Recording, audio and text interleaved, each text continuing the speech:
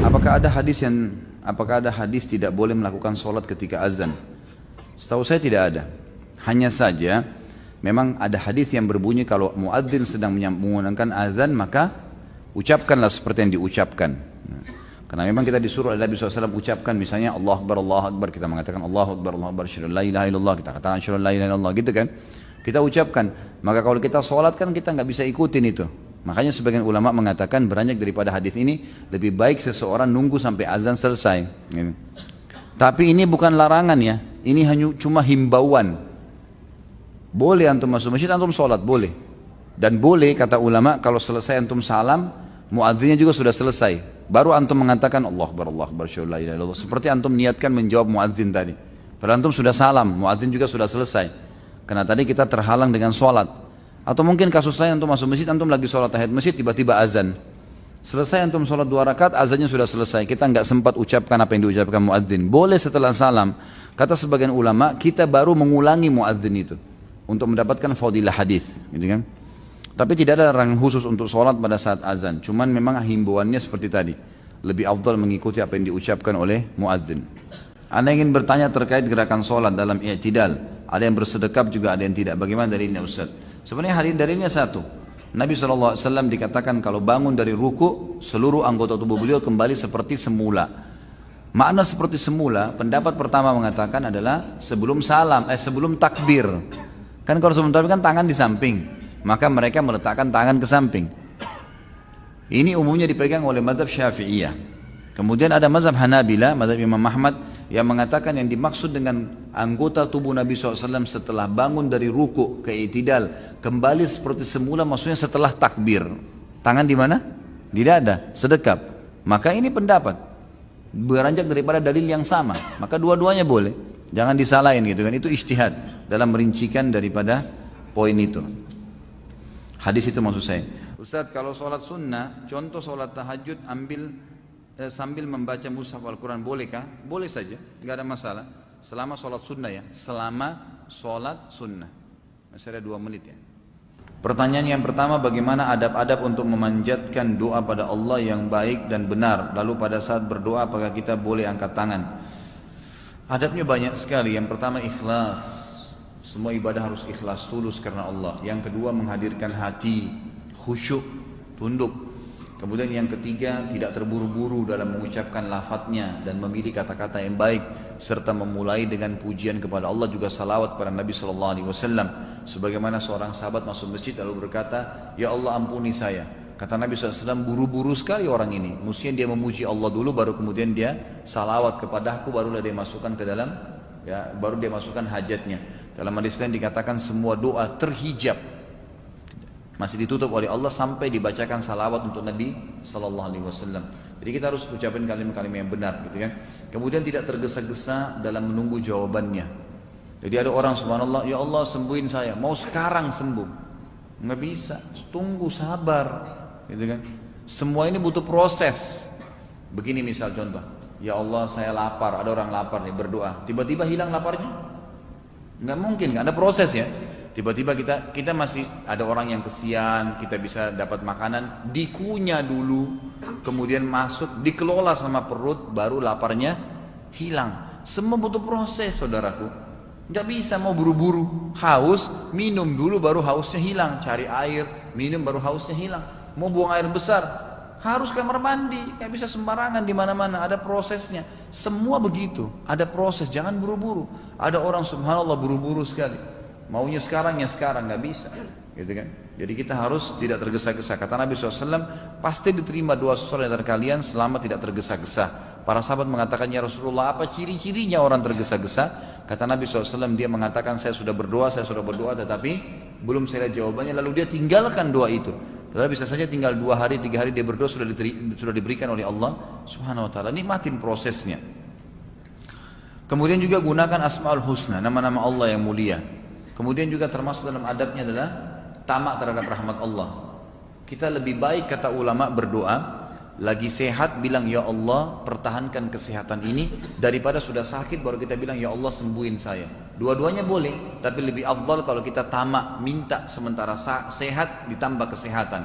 minta sudah kaya ditambah kekayaan, sudah pintar minta tambah pintar. Itu lebih afdal daripada kita ya tidak meminta sesuatu setelah nikmat itu diangkat. Sudah sakit baru minta sembuh, sudah bangkrut baru minta rezeki. Mestinya sudah dari sebelumnya, gitu kan. Jadi kita boleh tamak terhadap rahmat Allah SWT.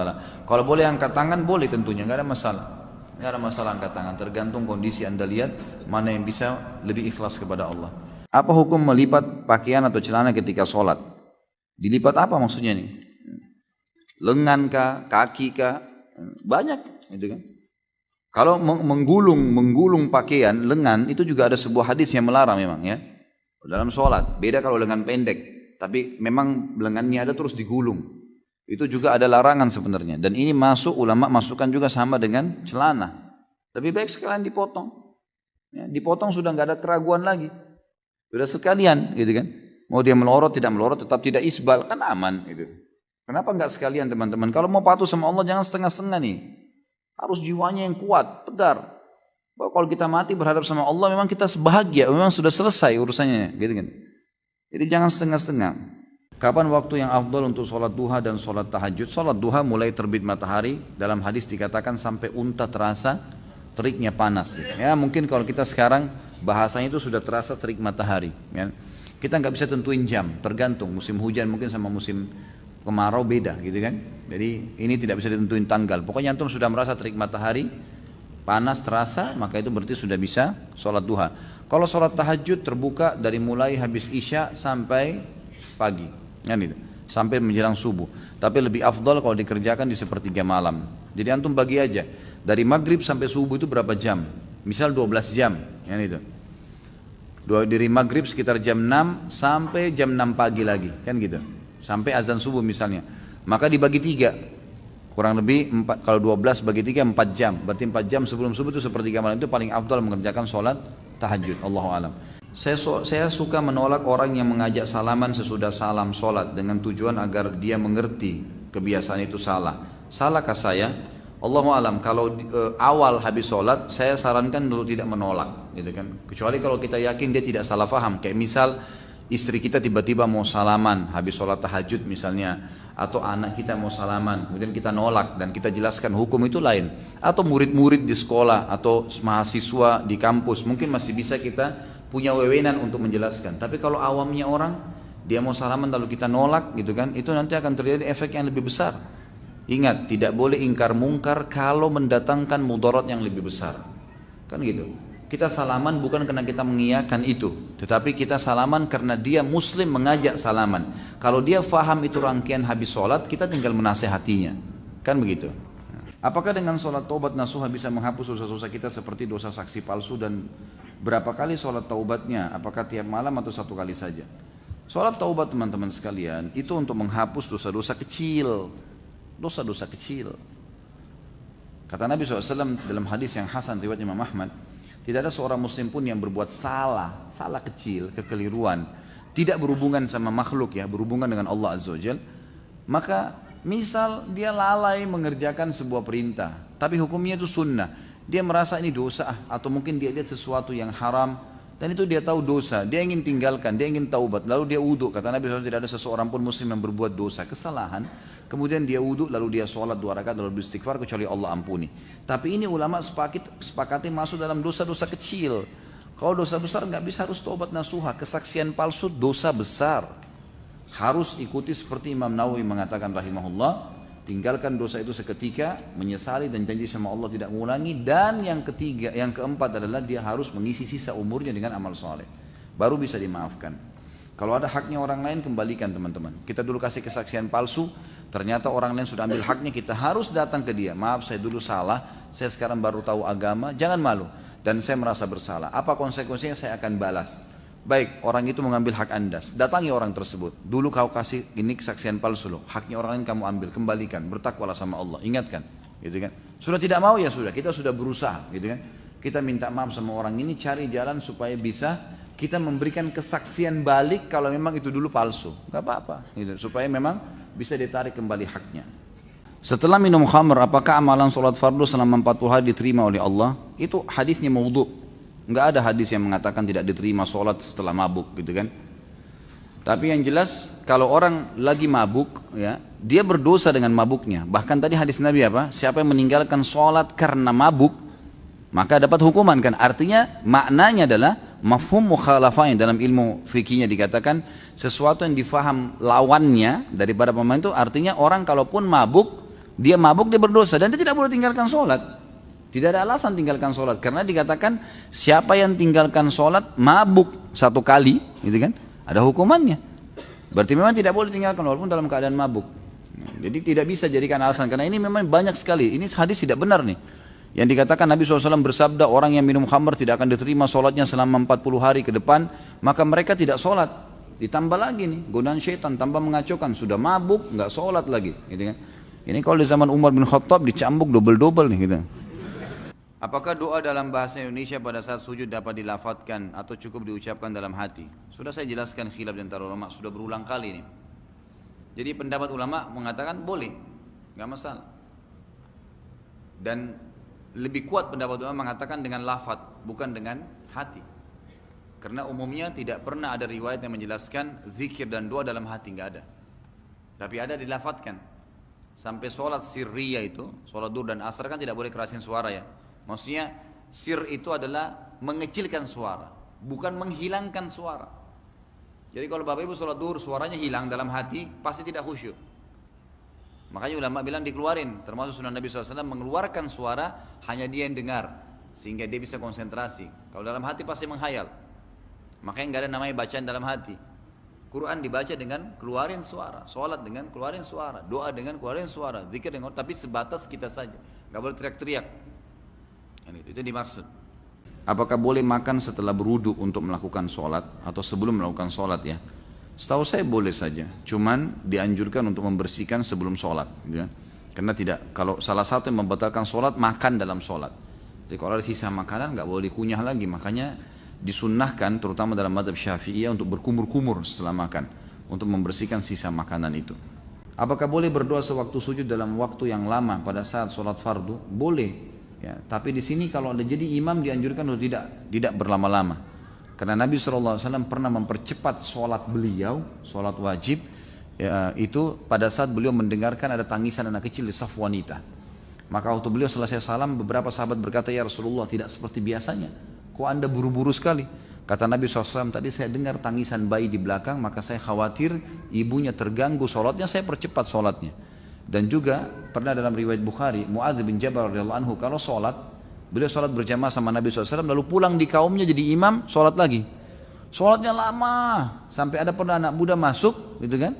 Kemudian begitu lihat ikut berjamaah, saf di salam saf, Mu'adz bin Jabal masih lama, dia punya hajat tuh, dia berhenti dari jamaah, dia sholat sendiri, kemudian dia keluar dari masjid. Selesai bubar sholat, orang-orang lapor, wahai Mu'adz, tadi ada orang masuk anak muda, berhenti sholat, dia berhenti lalu dia keluar, dia tidak ikut sama kamu berjamaah. Kata Mu'adz, itu orang munafik tuh, kok bisa batalin sholat berjamaah? Lapor kepada Nabi SAW, dilapor kepada Nabi SAW. Lalu Nabi malah menegur Mu'adz bin Jabal. Apa kata Nabi SAW? Afattanu anta ya Mu'adz, apa kau ini penyebar fitnah hai Mu'adz? Mana kau dari sabbihisma rabbikal a'la? Kalau lagi berjamaah ya, dibaca-baca surah-surah yang kira-kira meringankan. Ada orang tua, ada orang punya uzur, ada orang yang buru-buru. Maka kalau berjamaah, kalau anda mau lama-lama sujud, saya sarankan di tahajud, duha, silahkan bebas. Itu waktu-waktu yang panjang. Bahkan Allah mengatakan, lailan tawila, gunakan malammu yang panjang itu untuk sujud, untuk berdoa, untuk berzikir, baca Quran, silahkan, habisin semuanya. Maka itu boleh. Kalau berjamaah ini lebih baik jangan mengganggu orang lain. Kesian ya orang-orang itu. Bagaimana cara kita menghadapi orang tua atau saudara yang tidak menjalankan perintah Allah, seperti sholat misalnya, padahal sudah sering menegur, tapi tetap saja tidak dijalankan. Apakah salah apabila saya pergi meninggalkan orang tua dan saudara saya? Tentu saja salah, nggak boleh ditinggalkan. Tetap bersama mereka, tetap dakwahi, sabar. Nabi Nuh alaihissalam mendakwahi istrinya dan anaknya 950 tahun. Anda sekarang sudah dakwahi berapa hari coba? Hah? Udah berapa hari didakwain? Sabar. Tunjukkan hal-hal yang sesuai dengan sunnah. Orang tua kita tetap kita bakti, ya, tuntun, penuhi kebutuhannya. Satu waktu insya Allah dia dapat hidayah tuh, gitu kan. Cuma kalau sholat, maaf ya bu, saya mau sholat dulu sebentar, saya ke masjid, perintah Allah, nanti baru saya kembali. Sebutkan perintah Allah, biar dia dengar. Jadi dakwah itu. Ya ibu doainnya mudah-mudahan saya mudah, selamat pulang lagi ke rumah. Ke sana ke masjid baru balik lagi. Nggak mungkin ibu bilang jangan, nggak usah sholat. sholatlah gitu. Balik kita khidmah lagi dengan beliau, apa yang bisa dikasih, belikan sedikit makanan, mungkin ada buah-buahan bawa ke rumah. Ya, kita seperti itulah, jalankan yang sunnah Nabi SAW, insya Allah mereka dapat hidayah dan sabar. Dari mana mulai berzikir? Apakah urutannya dari jari kelingking atau dari jari jempol? Dan urutannya apakah dari atas ke bawah atau dari bawah ke atas? Allahu a'lam. Saya tidak tahu, yang sebatas ilmu saya ya. Mungkin memang ada teman-teman asatidah yang tahu ini, mungkin silakan Anda ambil dari mereka-mereka. Tapi yang saya tahu Nabi SAW menggunakan zikir dengan tangan kanan. Masalah urutannya dari mana ini saya tidak pernah temukan. Pribadi, Allahu a'lam. Kalau ada antum temukan Ustaz sampaikan memang dari kelingking dulu, dari telunjuk dulu, berarti itu lebih baik ya, lebih sempurna. Yang saya tahu Nabi SAW menghitung dengan tangan kanan. Dan dalam riwayat ini dikatakan Nabi SAW selalu menggunakan tangan kanannya untuk kebaikan. Kalau saya sholat di musola yang luas, yang sempit, lalu banyak yang mengantri untuk sholat, apakah sebaiknya saya singkatkan doa dan zikir setelah sholat untuk memberi kesempatan orang lain untuk sholat? Bagaimana kalau saya ingin sholat sunnah, apakah sebaiknya saya utamakan sholat sunnah saya atau memberi ruang untuk orang lain? Memberikan ruang untuk orang lain, kan gitu. Dan boleh Anda berzikir dengan diringkaskan, itu jauh lebih baik karena tempatnya sempit, kan gitu. Jadi Anda boleh prioritaskan atau dahulukan orang-orang lain. Ya. Anda boleh berzikir kalau memang darurat pun tidak bisa lagi, Anda kemudian masuk keluar sambil berzikir di jalan. Apa boleh buat? Misalnya tempatnya cuma kapasitas 20 orang, yang mau sholat 40, 20 orang sudah sholat. Saya kadang-kadang kalau sholat di tempat sempit seperti itu, malah setelah saya salam langsung saya bilang, kalau saya sudah antri di depan gitu kan, lalu saya mengatakan, maaf Pak, kita bubar dulu biar yang lain bisa masuk. Karena kalau cuma 2 orang, 3 orang yang keluar, nah akhirnya mereka sholatnya tidak berjamaah, gitu kan. Jadi saya ajak mereka keluar sambil berzikir nanti, lalu yang kelompok yang kedua masuk membuat jamaah di tempat imamnya tadi ada. Jadi bisa penuh lagi jamaahnya, jadi tidak ada lagi yang sholat sendiri-sendiri gitu. Apakah boleh ibadah umroh dilakukan berkali-kali ketika sedang berada di Mekah? Atau hanya boleh sekali saja? Dan bila umroh harus pulang ke Indonesia dulu? Ini sudah pernah saya jelaskan ya. Sudah sering saya jelaskan. Mohon maaf saya nggak jawab lagi nih. Bagaimana dengan umroh badal? Juga sudah pernah saya jelaskan. Doa kunut dalam subuh hukumnya seperti apa? Bagaimana cara membedakan bid'ah dan bukan? Apakah doa sebelum makan yang diajarkan di masyarakat bid'ah atau bukan? Karena Rasulullah SAW mengajarkan hanya bismillah. Umrah berulang kali sudah pernah saya jelaskan bahwasanya memang khilaf di antara ulama. Lebih afdal kalau Anda tidak mengulanginya. Pendapat pertama mengatakan begitu. Tapi tidak disalahkan kalau orang melakukannya. Jadi kalau orang melakukannya pun melakukan umrah 2 kali, maka pendapat pertama yang bilang lebih baik dia tidak umrah berapa kali karena tidak ada riwayat menjelaskan sahabat berapa kali mengerjakan dalam 1 kali safar. Mereka mengatakan kalaupun ada yang kerjakan namanya khilaf aula. Khilaf aula itu artinya lebih baik tidak dikerjakan. Kalau pendapat kedua mengatakan boleh-boleh saja asal syaratnya terpenuhi. Apa itu? Keluar dari Mekah. Kan gitu. Kalau keluar dari Mekah kemudian masuk lagi boleh saja. Kemudian masalah umrah badal ini juga sama dengan haji. Pendapat ulama ada yang membolehkan, Allahu alam, ya sebagaimana memang bolehnya seseorang mengumrahkan orang lain. Kalau kunut dalam subuh, ini sudah sering saya sebutkan, riwayatnya dilemahkan semua oleh para ulama hadis, maka tidak dipegangi. Tapi sebagian ulama Syafi'iyah mengatakan hasan hadis itu dan dipakai, gitu kan. Umumnya ulama mengatakan diantaranya Imam Ahmad rahimahullah yang pada saat itu bentrok dengan tidak sesuai dengan pendapat gurunya Imam Syafi'i, gitu kan. Imam Ahmad mengatakan siapa yang sholat di belakang orang yang sedang kunut imamnya, maka dia kunut. Kalau tidak mau kunut dia tidak usah ikut berjamaah, gitu kan. Kata Imam Ahmad ya, yang mengatakan tidak ada kunut subuh. Tapi beliau mengatakan kalau imamnya kunut maka dianjurkan untuk ikut.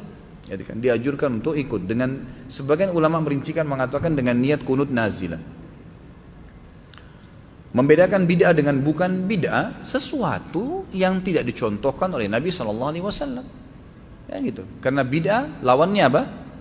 Sunnah. Udah. Sunnah yang dicontohkan oleh Nabi SAW. Kurang lebih seperti itu. Kalau masalah doa yang dibaca yang umumnya di masyarakat, kalau orang makan Allahumma barik lana fima razaqtana wa qina adzabannar, itu hadisnya memang lemah. Dan memang hadis yang sahih adalah membaca bismillah. Bapak saya sudah sangat sepuh, beliau sudah sangat lemah, mendengar saja sudah susah. Beliau sepertinya sudah sangat susah untuk bergerak dan sholat. Namun beliau masih sadar. Apakah tugas saya sebagai anak menuntun sholat, mengajak berjamaah dengan beliau walaupun beliau sudah atau hanya sanggup tiduran saja? Kadang beliau suka meminta didoain agar bisa cepat dipanggil. Bagaimana menyikapinya? Tetap diingatkan sholat. dan diajak boleh, diajak berjamaah pun boleh, tidak ada masalah. Jadi kan kalau tidak biarkan dia sholat atau dipandu. Kalau dia sudah sedikit lupa-lupa boleh. Saya pernah memandu mertua saya sebelum meninggal pada saat itu di Surabaya. Kemudian dalam kondisi sudah setengah ingat setengah enggak, dan saya bisikkan kalau ini sudah waktu sholat, mau sholat dia nganggukkan kepalanya, lalu kemudian saya sholat di dekat situ mengingatkan dia gitu kan. Tentu setelah saya sholat berjamaah kemudian saya kembali dan saya memandu dia sholat, dan dia mengikuti dengan isyarat semampunya, itu boleh saja.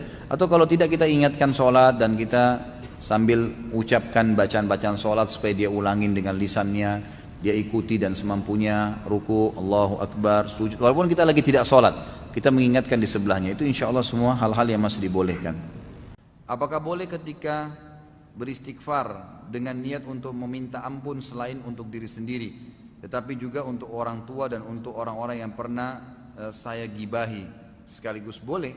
Seperti kita bilang Allahumma ighfir lil muslimina wal muslimat, itu boleh kan? Tidak ada masalah, kita minta ampun untuk seluruh kaum muslimin boleh. Apabila azan di HP pengingat waktu sholat boleh tidak dimatikan. Apabila azan di HP pengingat waktu sholat boleh tidak dimatikan karena terlalu panjang ataukah didengarin sampai selesai, boleh dimatikan, gak ada masalah. Tapi adabnya adalah tidak memotong ayat atau zikir kepada Allah SWT, itu kan adabnya. Apakah kita sholat atau puasa niatnya harus berbahasa Arab? Enggak sama sekali, gitu kan? Sama sekali tidak. Niat dalam hati mau ibadah, kerjain itu. Dan sudah pernah saya jelaskan, Nabi SAW dalam riwayat disebutkan tidak pernah mengeluarkan lafaz dalam niat kecuali dalam haji dan umroh. Itu pun beliau mengatakan dengan suara dengar labbaik Allahumma hajjan kalau haji, labbaik Allahumma umratan kalau umroh. Selain itu maka tidak pernah disebutkan. Jadi ulama sepakat ya, di antaranya mazhab jumhur ulama, kalau semua ibadah itu diikuti dengan niat di dalam hati seseorang. Kalau tadi anda wudu mau sholat isya, lalu anda hadir di sini mau sholat isya karena imamnya ada dan sudah niat, kita tahu imam ada, kita akan mau jadi makmum, mau ikut berjamaah, sudah niat jadi makmum, maka Allahu Akbar selesai. Sudah niat dalam hati mau sholat, itu niatnya. Ya itu niatnya. Dan itu tidak perlu ada dalam bahasa Arab ataupun dalam bahasa khusus atau dengan lafaz-lafaz khusus. Kasuistik pernah saya jelaskan, orang yang membaca nawaitu shoma gadin, puasa misalnya usolli fardhu salatid duhur, ini semua dibuat oleh beberapa guru-guru besar yang ada di Mesir, di Al-Azhar ya, yang menisbatkan diri kepada Imam Syafi'i rahimahullah. Itu pun mereka mengatakan lafaz dengan niat yang disusun oleh mereka ini, nawaitu shoma gadin, nawaitul wudu'a rafi hadath dan seterusnya, ini adalah pelengkap daripada niat dalam hati. Mereka mengatakan kalau anda kembali kepada buku-buku Syafi'iyah yang disusun oleh teman-teman kita ini, mereka mengatakan kalau ada orang niat dalam hati mau sholat misalnya, kemudian dia lupa lisannya, dia lupa menyebutkan, sah sholatnya. Tapi kalau dia menyebutkan dengan lisannya usolli fardhu salatid duhur, tapi hatinya nggak niat, nggak sah. Karena ini adalah pelengkap, bukan asas, gitu kan? Bukan asas. Jadi tidak ada lafaz khusus gitu. Saya ingin bertanya, sholat saat posisi i'tidal, apakah posisi tangan diluruskan atau kembali bersedekap? Saya pernah membaca buku yang sekemudian dia sholat dan ada hadis yang menguatkan kembali bersedekap di dada. Kalau saran saya dua-duanya, karena hadisnya sama. Hadisnya adalah bunyinya begini, kata para sahabat Nabi SAW, kalau bangun dari ruku maka anggota tubuh beliau kembali seperti semula. Nah di sini kembali seperti semula yang menjadi perselisihan di antara para ulama. Seperti semula ini seperti apa? Seperti sebelum salam kah? Maka yang mengatakan sebelum salam, tangannya sami Allah liman hamidah ditaruh ke sebelah kiri kanan pahanya. Karena dianggap hadis ini yang mengatakan Nabi SAW kalau bangun dari ruku kembali anggota tubuhnya seperti semula, maksudnya sebelum salam. Pendapat kedua mengatakan bersedekap, karena yang dimaksud seperti semula adalah setelah takbir Allahu Akbar taruh. Kan gitu. Maka mereka mengatakan bersedekap. Ibnu Qayyim rahimahullah menggabungkan keduanya, mengatakan karena dalilnya satu, ya cuman beda masalah pemahaman, maka sebaiknya seorang muslim bisa mengerjakan keduanya. Jadi diselang-selingkan gitu dan tidak menyalahkan satu sama yang lain. Ini pintar juga penanya ini. Satu sesuai tema, dua tidak. Bagaimana Pak Yo? Baca nggak? Oke, baik. Saya turun. Apakah sholat tarawih sama dengan sholat tahajud? Tarawih, qiyamul Ramadan, qiyamul lail, tahajud sama saja. Tarawih artinya santai. Dan ini hanya digunakan untuk sholat malam di Ramadan.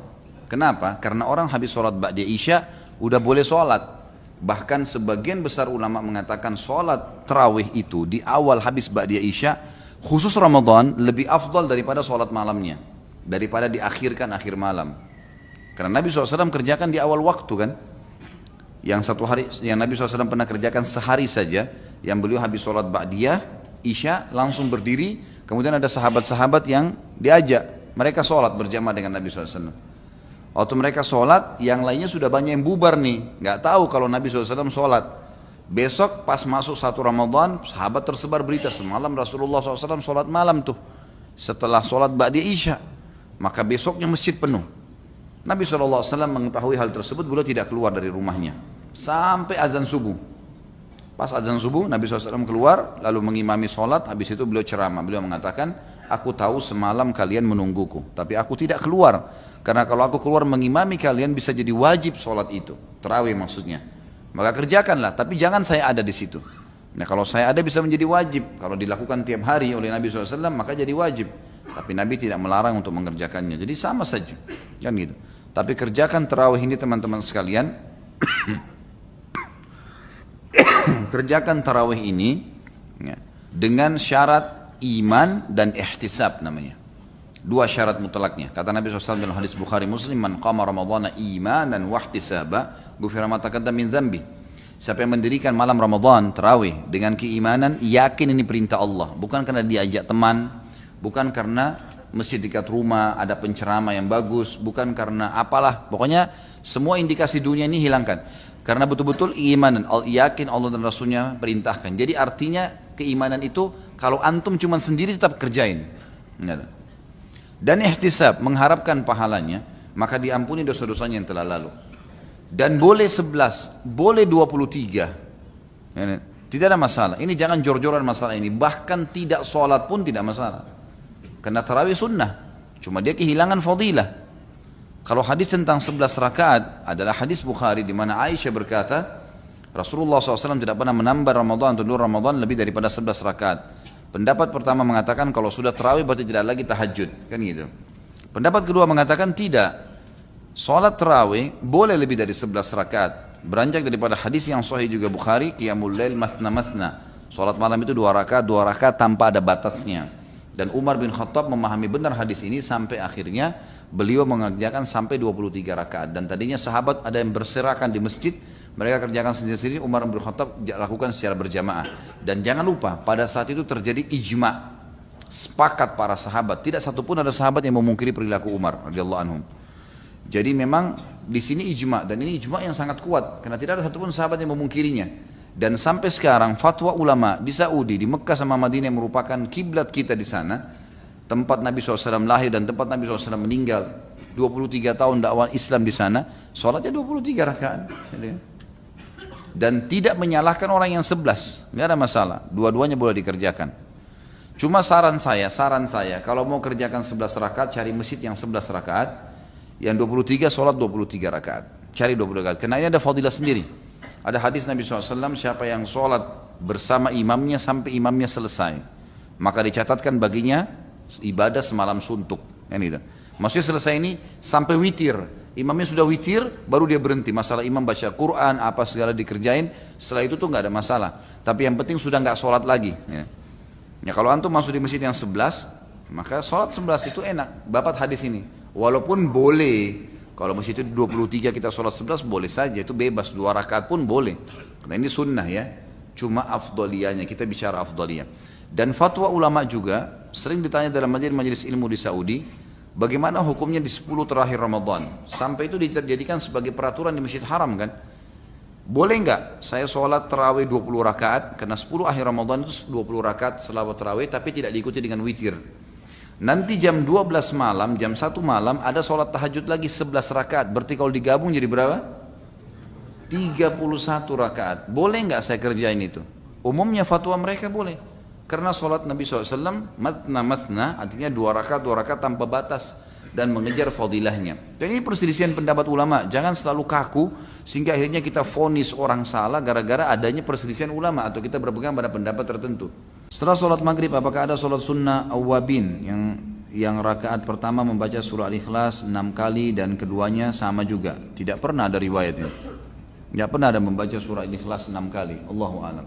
Sholatnya sholat ba'diyah, maghrib, yang itu ada disebutkan dalam hadis Bukhari Muslim. 2 rakaat dan sama saja biasa membaca satu surah, satu Al-Fatihah dengan satu surah. Tapi kalau bolehkah kita membaca surah lebih? Boleh kalau dalam surah ya setelah Al-Fatihah. Tapi ditentukan 6 surah Al-Ikhlas ini butuh dalil. Nggak ada dalil masalah itu. Apakah kita mengangkat tangan untuk mengaminkan orang ketika berdoa bersama-sama? Apakah boleh angkat tangan kali ya maksudnya? Allahu a'lam, kalau bersama-sama saya tidak tahu. Karena saya tidak pernah temukan dalil adanya bersama-sama lalu mengangkat tangan. Tetapi mengaminkan itu sudah umum. Sudah umum gitu kan? Atau seseorang berdoa mengatakan, ya Allah semoga engkau rahmati kami semua. Lalu kemudian yang lainnya mengatakan amin tanpa angkat tangan. Itu sudah umum di kalangan para sahabat. Tapi kalau Nabi SAW angkat tangan, semuanya angkat tangan mengaminkan, ini belum pernah saya pribadi temukan dalilnya. Gitu kan? Tapi kita tidak menyalahkan ya. Tapi saya pribadi belum pernah menemukan dalil masalah itu. Kata teman saya, kalau sholat tumit dengan tumit saling ketemu ya Ustaz, apa ada hadisnya? Tentu saja. Hadis yang sahih riwayat ahli sunan bahwasanya para sahabat mengatakan kami di zaman Nabi SAW kalau diiqamahkan sholat maka tumit kami bertemu satu sama yang lain. Sehingga membuat betis kami bertemu dan membuat pundak kami pun bertemu. Sehingga rapat. Memang begitu sunnahnya. Apakah ada bacaan waktu antara sholat fardu? Apakah ada batasan waktu antara sholat fardu dengan sholat rawatib? Bagaimana jika ingin sholat rawatib ba'diyah di rumah? Rawatib sudah tahu ya, kalau yang belum tahu 12 rakaat sehari semalam, 2 rakaat antara azan iqamah subuh, 4 rakaat sebelum duhur, 2 rakaat sudah duhur, 2 rakaat sudah maghrib, 2 rakaat sudah isya, namanya sunnah rawatib. Dikatakan bagaimana jika ingin sholat rawatib ba'diyah di rumah, sholat fardu di masjid, kemudian di tengah jalan berhenti lama karena bertemu kawan, gitu kan? Nggak ada masalah, nggak ada hubungannya antara sholat wajib dengan sholat sunnah, nggak ada masalah. Yang tidak boleh kalau kita baru sholat 1 rakaat terus ngobrol sama teman, batal. Tapi kalau belum dikerjain nggak ada masalah. Kita sholat duhur nih, pulang ke rumah, ba'diyahnya kita kerjain jam 2:30 sebelum azan asar, boleh nggak? Boleh, nggak masalah. Sudah ngobrol, sudah makan, sudah ada, nggak masalah. Yang penting wudunya nggak batal, kan itu tidak ada masalah. Apakah langsung dikuburkan kalau orang mati syahid tanpa disolatkan? Tentu saja disolatkan dulu. Ya. Tentu saja disolatkan dulu. Setelah disolatkan, baru kemudian dikubur dengan pakaiannya kalau orang mati syahid. Kapan Rasulullah SAW berdoa dan apakah selalu mengangkat kedua tangannya? Dalam riwayat-riwayat sahih Rasulullah SAW pernah berdoa angkat tangan, pernah juga berdoa tidak angkat tangan. Khusus untuk mengangkat tangan, beliau kerjakan misal di sholat istisqa, gitu kan? Di kunut nazilah. Ya, Nabi SAW seringkali kelihatan, bahkan beliau kelihatan mengangkat tangannya ke langit sampai kedua ketiak beliau kelihatan. Ini ada riwayat yang menjelaskan pada saat sholat istisqa minta turun hujan. Nabi SAW juga seringkali berdoa tidak mengangkat tangan. Seperti misalnya pada saat mendoakan Abdullah bin Abbas, ya, sepupu beliau. Beliau sambil menepuk dadanya sambil mengatakan semoga Allah menjadikanmu sebagai orang yang faham, ulamanya muslimin lah ya, orang yang faqih gitu. Itu Nabi SAW tidak angkat tangan tapi malah memegang dada ya, Abdullah ibn Abbas. Dan seringkali Nabi SAW mendoakan tanpa angkat tangan. Ya, jadi semuanya insya Allah tidak ada masalah, tergantung keadaan. Tergantung keadaan. Apa boleh setelah sholat ada satu orang masbuk yang terlambat, kemudian kita mau mencari pahala, sholat berjamaah bersama dia yang masbuk, namun kita menjadi makmumnya, bukan imam. Kalau dia tidak ngajak nggak bisa. Kalau ada orang ini tiba-tiba masuk masjid lalu kemudian dia sholat, dia sudah niat sholat sendiri, antum nggak ada lagi tepuk pundaknya, sementara sudah sholat itu enggak. Nggak boleh itu, nggak ada uzur untuk ngulangin sholat. Dan juga di sini walaupun antum tepuk pundaknya dia sudah tidak dapat pahala berjamaah, dia sudah niat pahala sholat sendiri kan. Yang boleh kalau ada orang datang sendirian seperti hadis Abu Bakar radhiyallahu anhu kan, waktu ada orang masbuk, bukan masbuk sebenarnya, masbuk ini orang yang datang tapi masih dapat beberapa rakaat. Ini orang memang ketinggalan sholat udah. Datang dia mau sholat sendiri, kata Nabi SAW sebentar. Siapa yang mau bersedekah buat saudaranya ini? Abu Bakar mengatakan saya Rasulullah. Lalu Abu Bakar pun sholat bersama dia. Boleh jadi imam, boleh jadi imam, nggak masalah. Nah ini di sini antum memberikan manfaat kepada dia berjamaah, dia dapat pahala berjamaah. Antum sendiri mendapatkan pahala sholat sunnah, gitu kan? Pahala sholat sunnah ini boleh. Tapi kalau orang sudah sholat sendiri lalu kita tepuk pundaknya ini nggak boleh. Ya, ini tidak ada. Kalau kita masuk masjid pas waktu azan, apa yang harus kita lakukan? Apakah berdiri sambil mendengarkan azan? Apakah langsung duduk sambil mendengarkan azan atau langsung sholat tahiyat masjid? Dengarkan azan dulu. Dengarkan azan boleh, Anda dengarkan azan karena kata Nabi SAW, kalau kalian dengarkan azan sedang dikumandangkan, maka ikutilah apa yang diucapkan oleh muadzin, ya. Kemudian bacalah salawat untukku dan minta al-wasilah untukku. Siapa yang minta wasilah untukku, dia akan mendapatkan syafaatku pada hari kiamat. Dalam hadis sahih riwayat Imam Muslim. Jadi jelas gitu kan, kita disuruh jawab dulu muadzin. Kalau kalian dengarkan azan, masuk masjid kah, lagi di jalan kah, lagi dengar radio kah, maka dengarkan azan dulu. Itu yang perintah Nabi SAW. Setelah itu baru anda sholat tahiyat masjid atau anda sholat qabliyah langsung, itu tidak ada masalah, semuanya boleh saja.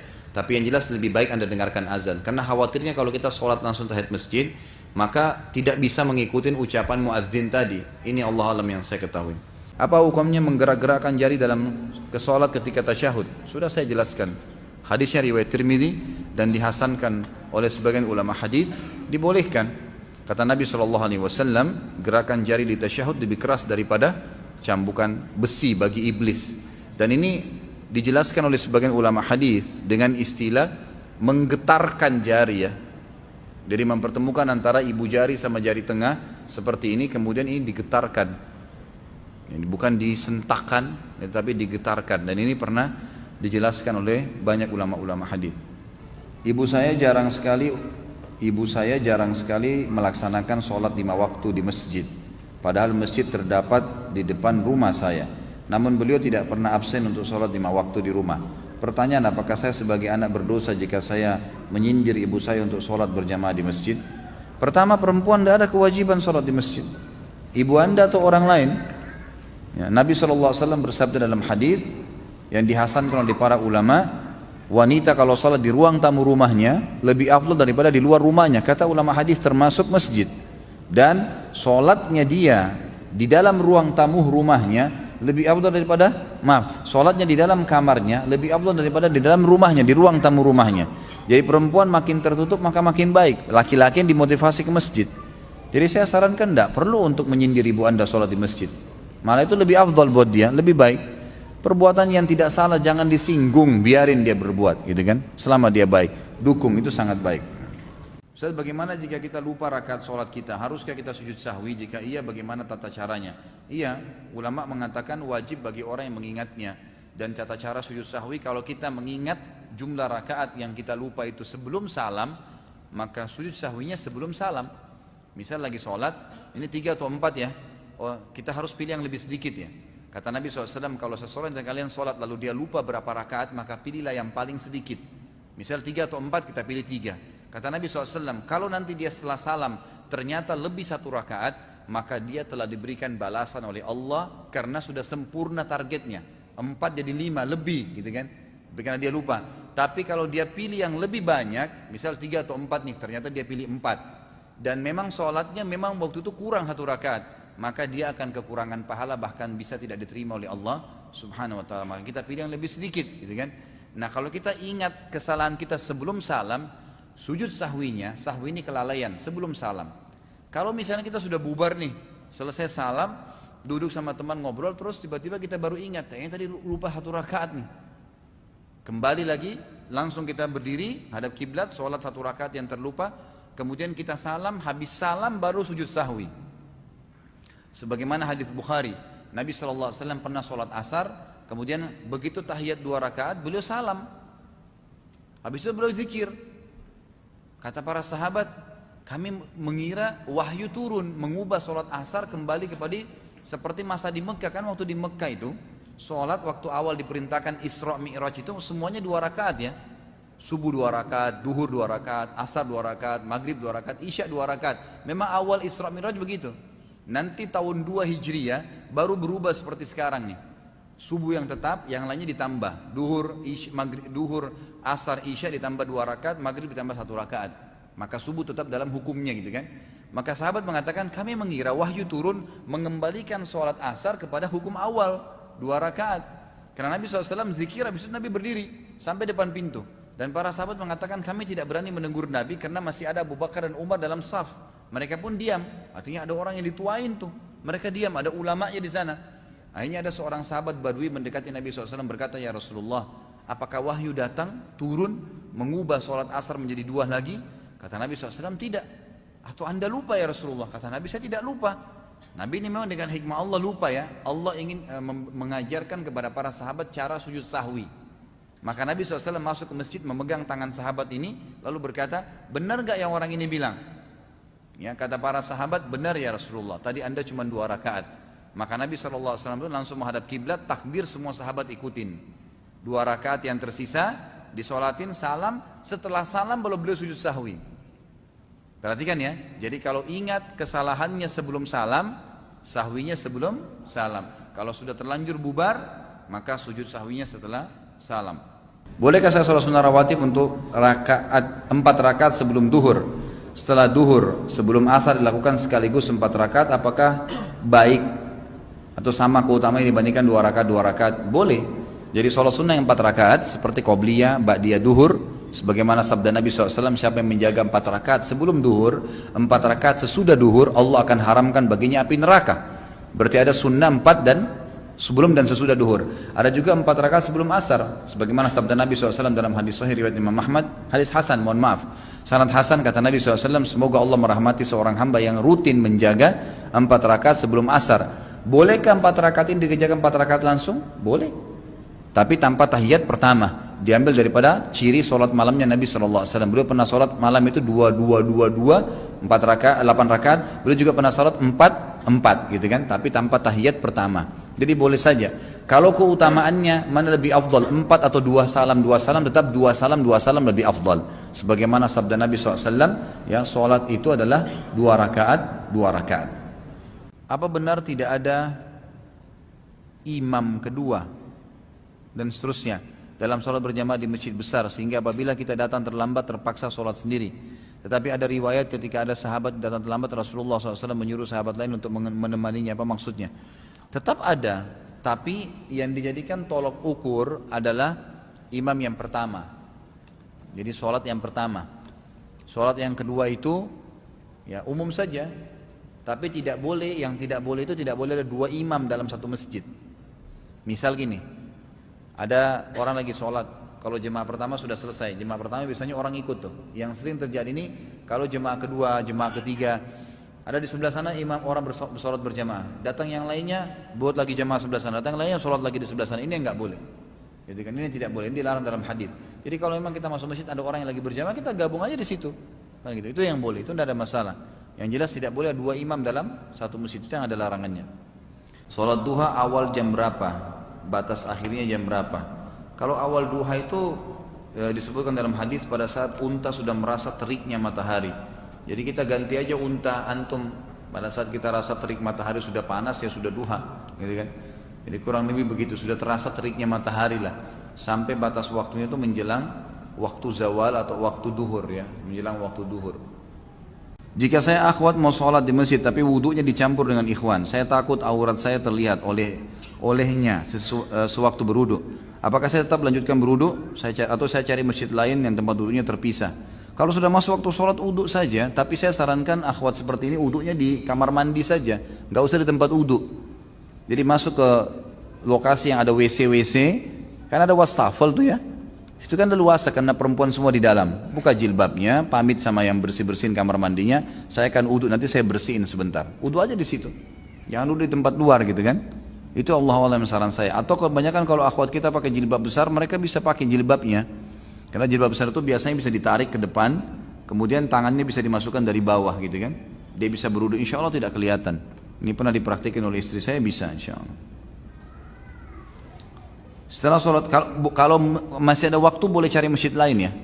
Khawatir kelihatan bisa cari masjid lain. Tapi kalau waktu sudah masuk, lebih baik mengejar awal waktu dengan sholat di situ. Adakah tanda-tanda jelas kalau ada dosa yang belum terampuni Allah? Kalau yang ulama simpulkan dalam ilmu tazkiyatun nafs, dalam materi mensucikan jiwa teman-teman sekalian adalah tidak khusyuknya seseorang dalam ibadah. Jadi antum masih malas ibadah, tidak khusyuk, tidak pernah bisa menangis ya. Itu semua adalah hal-hal yang masih berarti menandakan masih ada dosa yang mengganjal. Antum perbanyak istighfar ya. Itu Allahu alam yang hampir disepakati ulama. Kalau tanda-tanda lain saya tidak tahu. Jika kita berwuduk terus kita diajak ngobrol atau menjawab pertanyaan, apakah batal wuduknya? Apakah cukup diam saja? Enggak batal wuduknya kalau ngomong, enggak ada masalah ya. Apakah ada anjuran membaca salawat ba'da shalah atau setelah sholat? Jika ada, apakah ada anjuran berapa kali sehari? Bagaimana dengan salawat yang dibaca oleh Rasulullah SAW sendiri? Kalau setahu saya tidak ada salawat setelah sholat. Tidak ada salawat setelah sholat. Zikir sholat jelas habis sholat. Tidak ada salawatnya. Salawat itu ada dibaca pada saat tahiyat, gitu kan? Salawat ada dibaca pada saat selesai mendengarkan azan. Kata Nabi SAW, kalau kalian dengar muadzin, ikutilah apa yang diucapkan oleh muadzin. Kemudian bacalah salawat untukku dan mintalah wasilah untukku. Kemudian salawat dibaca setiap kali mau memulai perkara, urusan, doa. Seperti pengajian, alhamdulillah, wassalatu wassalamu ala rasulillah. Baca tahmid dan salawat, itu dibaca. Gitu kan? Kemudian salawat juga dibaca pada saat masuk masjid, keluar masjid. Sebagaimana Nabi SAW mengatakan, sampai masuk masjid dengan kaki kanan dia baca bismillah, wassalatu wassalamu ala rasulillah, a'udzu billahil azim wa biwajhil karim wa sultan kalim minasyaitonir rajim. Ada salawat. Keluar juga begitu, bismillah wassalatu wassalamu ala rasulillah, Allahumma aftah li abwaaba fadlik, Allahumma aqsimni minasyaitonir rajim. Ada salawat. Membaca salawat juga pada hari Jumat. Itu adalah perintah. Kata Nabi SAW, hari Jumat adalah hari yang terbaik sepanjang masa, dan perbanyaklah salawat untukku di hari itu. Siapa yang memperbanyak salawat untukku, maka dia akan dapat syafaatku pada hari kiamat. Juga yang keenam, membaca salawat setiap kali mendengarkan nama Nabi SAW. Nabi SAW dan seterusnya. Tinggal lafadznya. Lafadz yang dinukil kepada kita adalah yang paling afdal salawat Ibrahim. Allahumma salli ala Muhammadin. Tidak ada sayyidina. Lafadznya begitu datangnya. Allahumma salli ala Muhammadin wa ala ali Muhammadin kama sallaita ala Ibrahim wa ala ali Ibrahim innaka Hamidum Majid. Wa barik ala Muhammadin wa ala ali Muhammad kama barakta ala Ibrahim wa ala ali Ibrahim innaka Hamidum Majid. Ini yang pertama. Yang kedua, Allahumma salli ala Muhammadin wa azwaji wa dzurriyyatihi kama sallaita ala ali Ibrahim innaka Hamidum Majid. Wa barik ala Muhammadin wa azwaji wa dzurriyyatihi kama barakta ala ali Ibrahim innaka Hamidum Majid. Yang ketiga adalah Allahumma salli ala Muhammadin, ya, wa ala ali Muhammad. Ada juga lafaz yang datang Allahumma salli ala Muhammad. Cukup. Kalau kita buru-buru mau baca salawat, kita baca Allahumma salli ala Muhammad, Allahumma salli ala Muhammad, Allahumma salli ala, itu sudah cukup. Ya, juga tadi termasuk ada zikir pagi sore, ya. Disunnahkan baca pagi hari 10 kali, sore hari 10 kali. Salawat kepada Nabi SAW. Kemudian termasuk salawat adalah alaihi salatu wassalam. Alaihi salatu wassalam, gitu kan? Atau sallallahu alaihi wasallam. Ini semua termasuk lafaz-lafaz yang disunnahkan. Pada saat sholat subuh, apakah duduknya iftirash atau duduk tawarruk? Dua-duanya boleh, enggak ada masalah.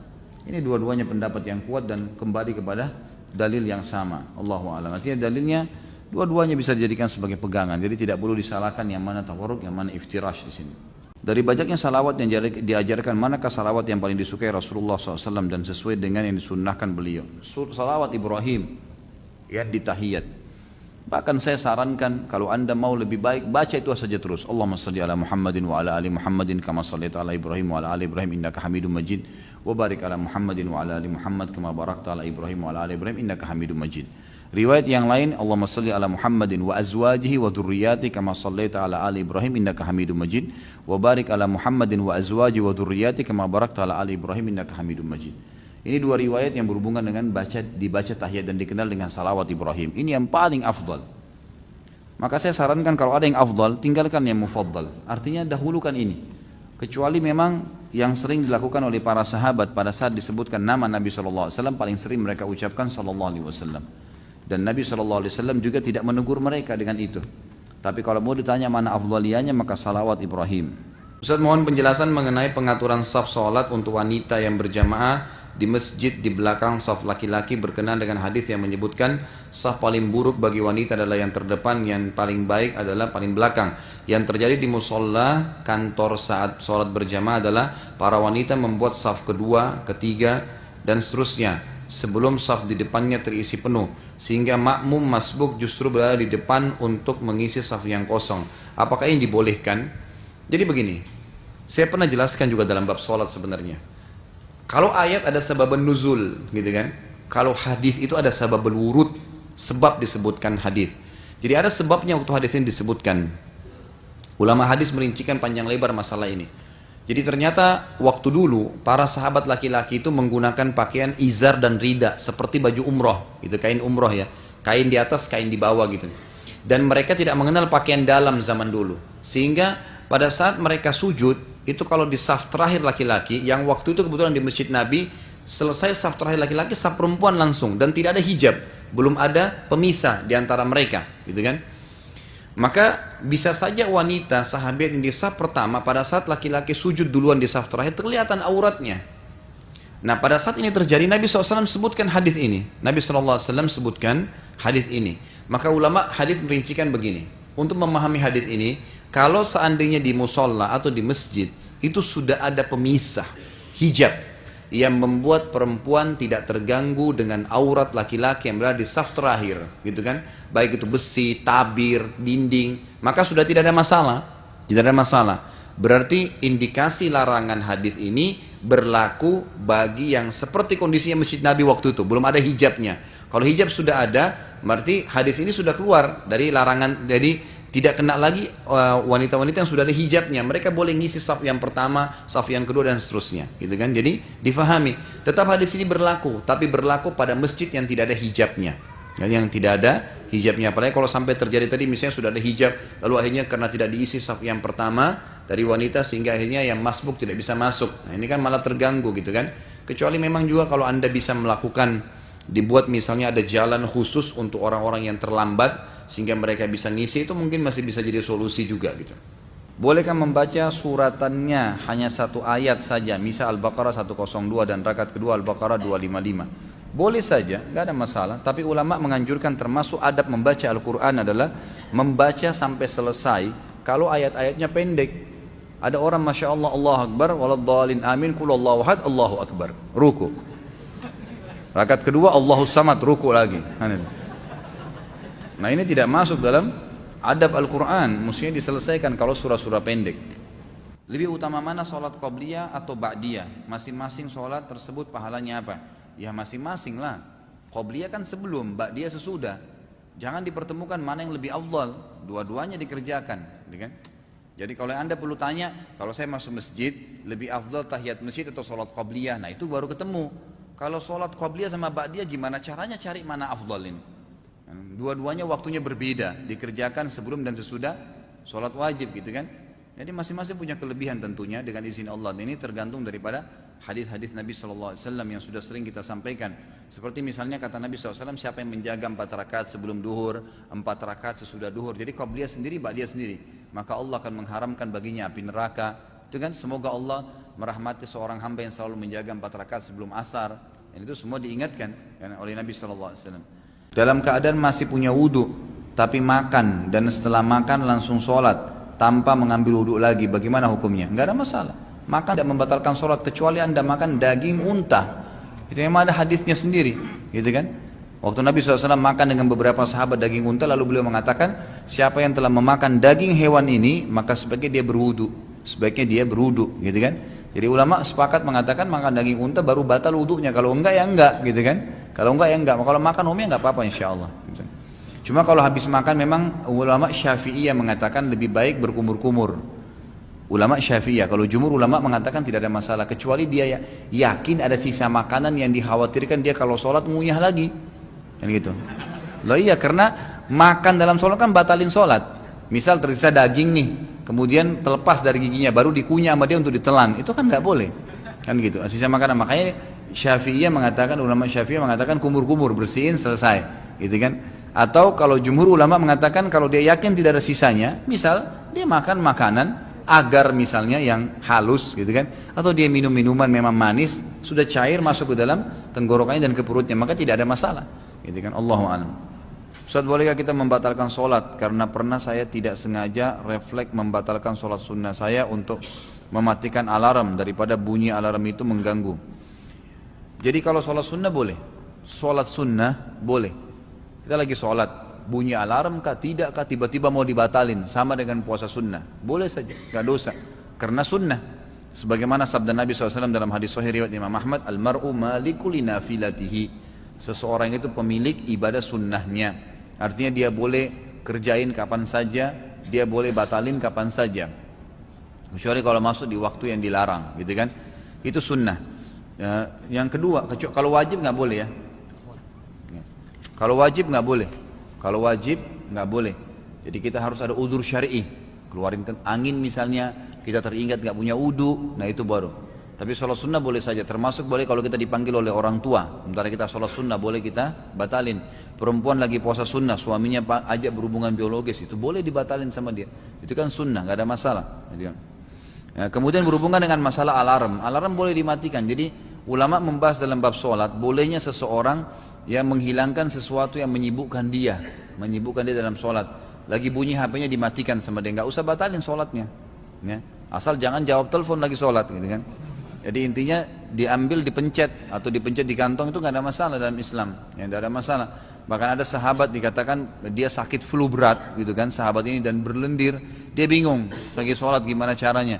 Lalu kata Nabi SAW, keluarkanlah ke sisi kirimu dan jangan di depanmu karena ada Allah, dan jangan di kananmu karena ada malaikat.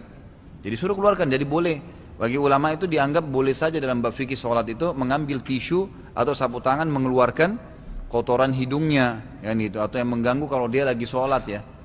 Ini kalau memang betul-betul flu berat, gitu. Ya. Bagaimana cara istiqomah dalam sholat agar anak tidak mencuri sholat? Lakukan dengan tumakninah, dengan ketenangan. Karena syarat diterimanya sholat salah satunya adalah tumakninah. Tumakninah itu tenang sekali, tenang sekali. Allahu Akbar, tenang. Nikmatin bacaannya, nikmatin gerakannya, atur nafasnya. Kata Nabi SAW, innama ju'ila qurratu aini fis shalah. Allah telah menjadikan ketentraman hatiku di sholat. Coba kalau antum nikmatin 2 rakaat sholat itu enak sekali, asal dinikmatin. Maka itu caranya. Karena kalau orang tidak tumaknina tenang, berarti kalau buru-buru hilang tumaknina, kan gitu. Nah ini yang lawannya, jadi harus kita datangkan, Allahu a'lam, dengan tumaknina tentunya. Apa hukumnya merokok? Ini Pak Yoyo sudah tahu, bukan saya, sudah sering ditanya. Sahkah sholat kita apabila imam sholat berjamaah masih merokok? Sudah dijelaskan gitu kan, rokok haram, haram, nggak boleh merokok, jangan merokok. Sudah. Semua dokter, semua ulama, semua pemerintah nolak. Coba, apalagi mau argumen lebih kuat daripada itu? Ditulis, pemerintah tulis rokok bisa membunuhmu. Mau nunggu apa lagi kata-katanya? Saya nggak tahu nih merokok membaca atau nggak baca gitu.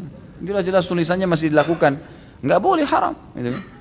Bagaimana hukumnya imam perokok kalau sholat? Kalau ada imam lain pindah di tempat lain. Kalau nggak ada dan antum memang tidak punya imam lain, memang harus dan imam tempat itu, maka ulama mengatakan hukumnya masih boleh.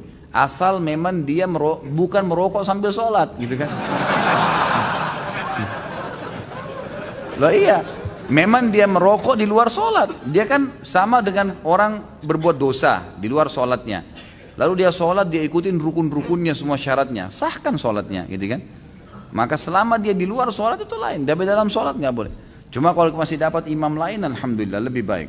Bagaimana hukum menggerakkan tangan saat duduk iftirash atau tawarruk? Ini hadisnya diperselisihkan oleh para ulama. Ada yang mengatakan hadisnya hasan bisa dipakai, ada yang mengatakan hadisnya dhaif. Syekh Albani mendhaifkan hadis ini. Tetapi saya punya cuplikan di WhatsApp yang dikirim oleh beberapa teman dari Timur Tengah. Salah satu murid Syekh Albani sekarang yang dari Mesir, beliau memberikan gambaran pengalamannya bersama dengan Syekh Albani pada saat ketemu. Jadi beliau sholat kemudian menggerakkan jarinya dengan keras. Lalu kemudian dia mengatakan, ya kalau ada yang butuh cuplikannya saya akan perlihatkan karena sudah diterjemahkan bahasa Indonesia, sudah ada teks bahasa Indonesia. Maka dia bilang termasuk adabnya Syekh, walaupun beliau mendhaifkan hadis itu, dia datangi saya dan dia mengatakan, apa landasan kamu melakukan gerakan ini? Orang ini kira dia mau ditegur. Lalu kata dia, hadis Nabi SAW. Kata Syekh Albani, kalaupun kau mau ngamalkan itu, maka bukan dengan menggerak-gerakkan, tapi menggetarkannya. Dari Syekh di sini rahimahullah juga tidak menyalahkan orang yang melakukan itu. Maka saya harapkan teman-teman jangan terlalu suka vonis nih, terbawa dengan arus syaitan. Mungkin antum selamat dari goda syaitan masalah riba, masalah zina, tapi masuk ke dalam masalah pribadi muslim ini luar biasa. Sampai kalau ada yang menggerakkan jari seperti sudah berbuat perbuatan ahli neraka, gitu kan? Kenapa? Matanya sorot, kayaknya sudah tidak bisa berteman. Ini kayaknya salah nih. Itu kan khilaf diantara ulama dan hadisnya ada, gitu kan? Untuk apa diributin masalah ini? Antum harus bedain ya, mana yang kita harus hajar, tidak boleh kita ajak ngomong, gitu kan? Kalau orang sudah dinasehatin dan dia melakukan bid'ah mukaffirah, bid'ah yang membawa dia pada kekufuran, sembah-sembah kuburan. Nah itu yang tidak boleh antum berteman lagi memang. Sudah dinasihatin tetap tidak mau dengar. Nah itu jangan antum ajak teman. Tapi kalau orang melakukan yang masih perselisih ini bid'ah atau tidak, apalagi ini masalah furu'iyah. Kunut kalau subuh baca bismillah kerasin atau tidak, untuk apa untuk meribut di masalah itu? Orang semuanya punya dalil gitu kan? Walaupun lemah, ya haknya orang gitu. Jangan kita main vonis di sini akhirnya dianggap salah. Ini nggak boleh teman-teman sekalian. Harus waktu bedain ya. Nah ini teman-teman kita di Indonesia karena masih baru berkembang dakwah salafiyah ini, maka akhirnya dikasih begitu, orang salah faham gitu. Orang anggap semuanya nih, pokoknya kalau sudah dianggap ini bid'ah, ada satu syekh yang bilang berarti sudah divonis. Terus sebenarnya tidak. Di Masjid Nabawi antum kalau keliling lagi umroh, dari majelis ke majelis, pendapat ulama bisa berbeda-beda tuh. Saya berapa kali pindah dari sebuah majelis, saya tanya sebuah hukum, saya pindah majelis, saya tanya hukum, berbeda pendapatnya. Masing-masing punya dalil dalam satu Masjid Nabawi. Tapi mereka saling menghormati, dua-duanya dapat izin ngajar gitu kan. Karena ini masih masalah furu'iyah, bukan masalah usul, masih masalah hal yang memang diperselisihkan gitu kan. Jadi kita harus tahu teman-teman sekalian.